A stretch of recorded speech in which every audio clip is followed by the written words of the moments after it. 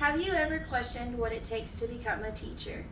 Being a teacher goes way beyond a teaching degree. It takes so many other aspects that most people don't know about or consider. According to an April 4, 2024 Pew Research Center article, most teachers, at least 84%, say there is not enough time in the day to complete it during their regular work hours to do tasks like grading, lesson planning, paperwork, and answering work emails. Working as an aide while going to school to pursue my teaching degree has opened my eyes to just how much it takes to be inside of a classroom. Today, I will be educating you on what it takes to become a teacher, some things that you could deal with as a teacher, and why teachers continue to teach even though it can be very hard work. Becoming a teacher takes a lot of schooling, several years to be exact, and a lot of training. You have to get a bachelor's degree, which takes 120 semester hours alone. And then you have to student teach. On top of that, you also have to get state certified, which depending on whether you want to do gen ed or special education, depends on how many certifications you actually need to have. And then once you've completed all of your schooling, you've secured your bachelor's degree, you have your certifications, then you have to go out and find a job. And it's more than just finding a teaching position available. It goes down to finding a place where you feel comfortable, finding a place where you feel like you can make an impact. So as to where other places you get your degree and you're like, okay, I'm going to go to a place that hires me and is going to pay me good money. When it comes to teaching, it comes down to so much more, because teaching in a miserable workplace can change the entire outlook that you have on your passion. Now that I have told you some of the steps that it takes to become a teacher, I'm going to tell you about some of the things that you may have to go through as a teacher. Teachers get put through a lot, and that most people would never consider or even think about. According to an April 4th, 2024 Pew Research article, most teachers, 68%, say that they have experienced verbal abuse from their students, such as being yelled at or verbally threatened.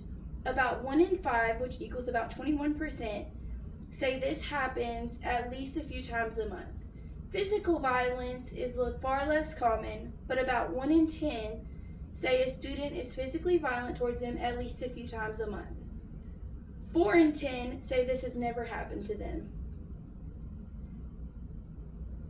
As a teacher, when you sign up to do that, and especially for me, I work in a SPED class, you sign up not knowing what you're getting yourself into, but having an idea that no matter what, you're there for the student, not for yourself.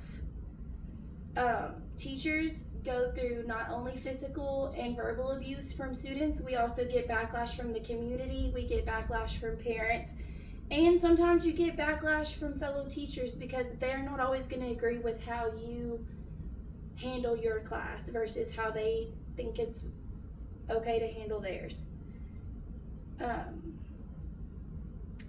Another thing is teachers, you'll see on the news a lot today, we put our life at risk every single day when we go to work. You never know what's going to happen. There's angry parents, there's angry community people that have a vendetta against teachers because maybe their kid was mishandled by somebody, and it could just simply be that you work for a district that somebody doesn't like. So there's school shootings all the time. So every day when we go to work, we know that there's a possibility that we have to put ourselves in front of 20 plus kids in our classroom to give our life for theirs.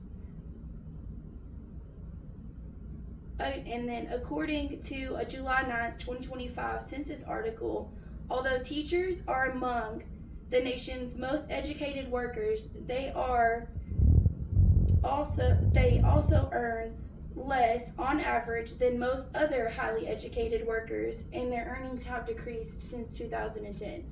So even though we have the same level of education as lawyers or some doctors even though we all have years and years of schooling, we get paid a lot less and we put up with a lot more than most other professions could ever think about going through. Even though, now that I've told you about how to become a teacher and what some things are that you could go through as being a teacher, I'm going to tell you a little bit about why we continue to teach, even though it can be a very difficult career to have. Even though teaching can be very difficult, the children and the change that you can make in their lives makes it worth it. As far as getting to know them, getting to know their parents, you get praise for certain things. And it's really great whenever you have students from past years who see you in the hall and scream and tell you how much they love you and miss you, and you know that you've made an impact on that child's life, and that alone just keeps you wanting to go every single day.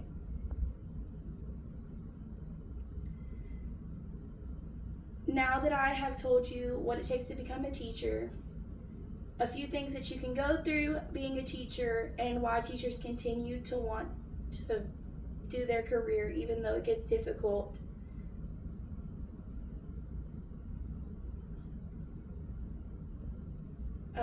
So, have you ever questioned what it takes to be a teacher?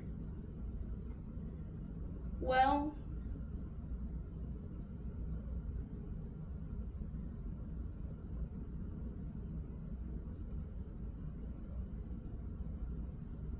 what the heck?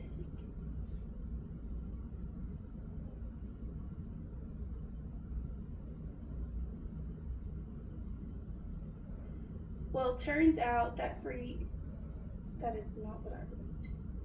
Anyway, have you ever questioned what it takes to become a teacher? It takes a lot of time, sacrifices, love, and dedication.